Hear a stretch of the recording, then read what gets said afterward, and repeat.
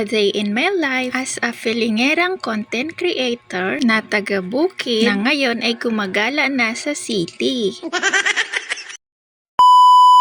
Hi people! Siyempre nakikita nyo, ayan, nakasakay kami sa 3 wheels. Opo, 3 wheels, 3 gulong. Siyempre, tricycle.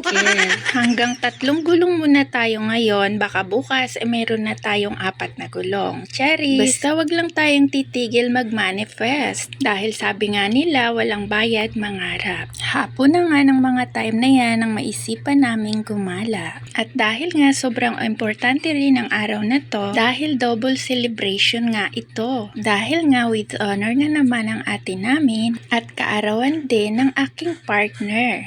Kaya sabi ko lumabas kami at kumain dito sa SM. Dito pala namin napiling kumain sa Tongyang. Gusto kasing ma-experience sa mga kasama ko na to kung paano gumamit ng chopstick. Yung mga oras nga na yan ay kukunti pa lang ang mga customers.